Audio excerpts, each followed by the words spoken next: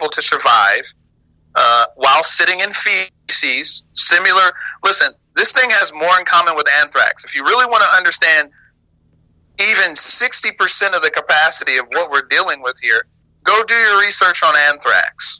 Go watch a simple 10-minute video or read a simple four paragraph, write-up on how anthrax functions and some of its capabilities and so on and so forth, and where anthrax actually came from, right? Google where, and one of the things you're going to learn that is not settling, but just the facts, right, is that anthrax has a very long shelf life. Anthrax can just sit in the dirt, nice and dormant, with a nice little, fungal, cellulose, chitin-esque. This goes back to the chitin statement. Casing, and essentially, there is a. Let me put it this way.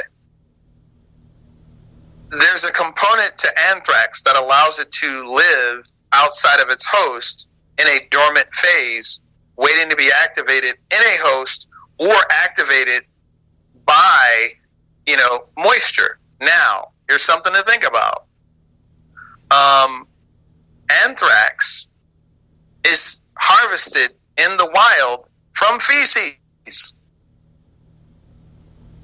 Anthrax, the weapon, because see, here's the thing: is that anthrax doesn't just start out as a weaponized, system. It has to be weaponized. But I'm only saying this to just kind of draw a parallel. Wait, let me just say this, okay. which helps me understand something really interesting, which is what someone's not communicating to people is that when you see a virus, not a virus, when you see a bacteria that's synthetic in nature, or even organic, or even naturally occurring, imitating certain capabilities. This goes back to the statement about gain of function. Let me Google gain of function for everybody. I'm going to Google gain of function for everybody. I need to read this to everybody. Can I just interject something really quick? I also want to note, not only have they been buying up the property in Los Angeles and intentionally hiking up the properties values to where people can't afford, they're contriving homelessness.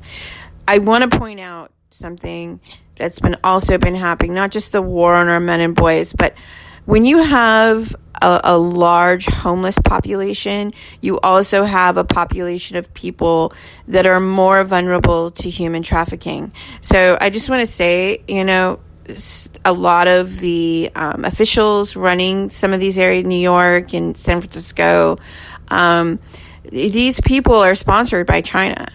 I just wanted to point that out. Okay, go ahead.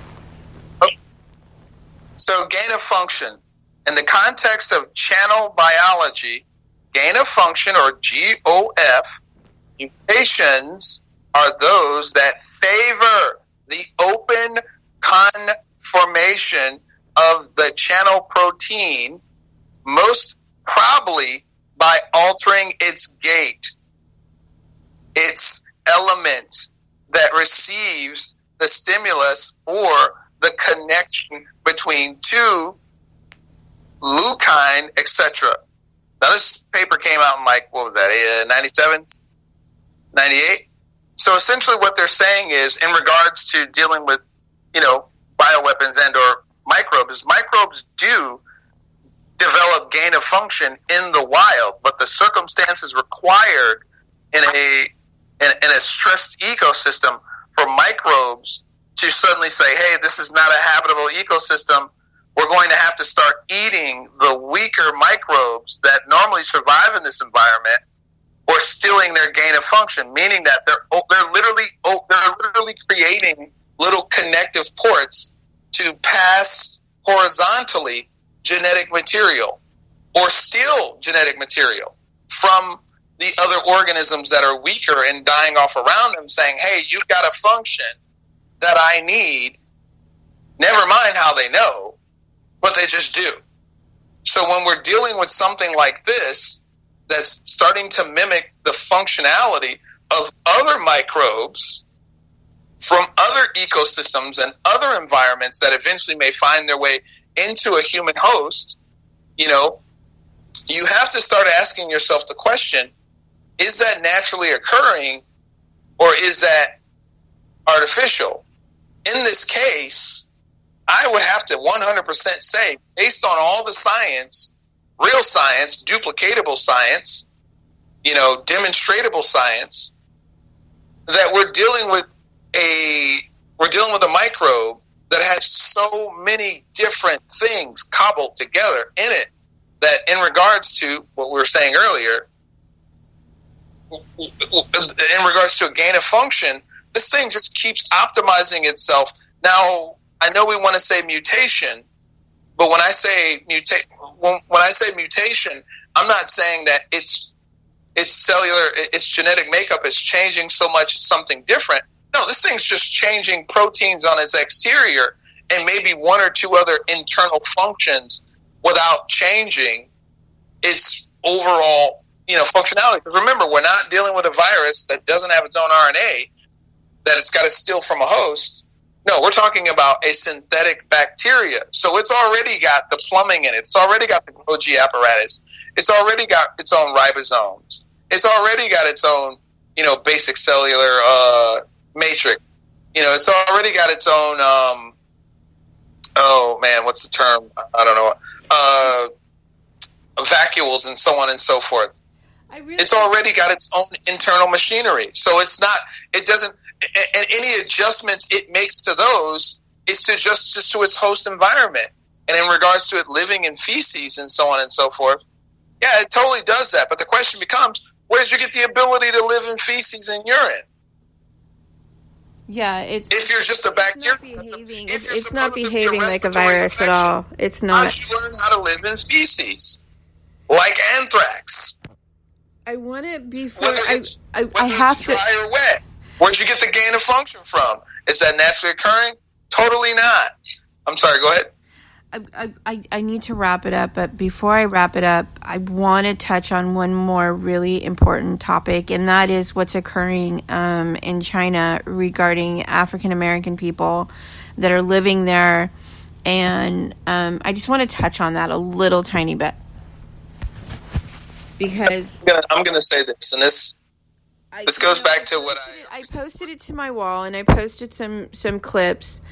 You know, they're definitely discriminating against African American people there. There was some brutality that was occurring, and it's really disturbing.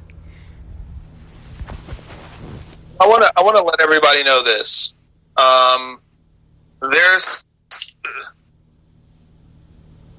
There's equally about the same amount of videos coming out about how, you know, listen, and I just saw a video today. Listen, Ethiopia is collapsing.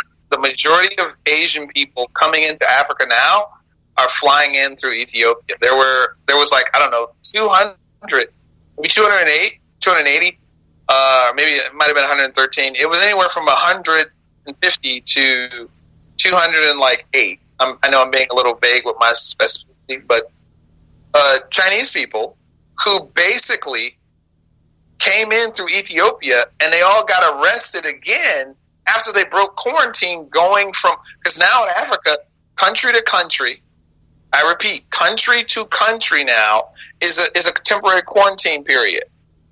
Unless you're on official government business and you've been, you know, cleared. But I mean, the point I'm getting at is that in regards to hello? I'm here. I'm just listening. Sorry. In regard to what's happening to Africans, or not even just Africans, okay, it's happening to essentially all foreigners who are unfortunately still in China at the moment. But in particular, it's happening to Africans because, or just, you know, brown people with nappy hair, because the Chinese are in a position right now where they're doing everything they can to use the political leverage from the African community for the purposes of trying to, you know, create this sort of situation of, oh, well, if you, you know, you don't help us, we're going to hurt your people.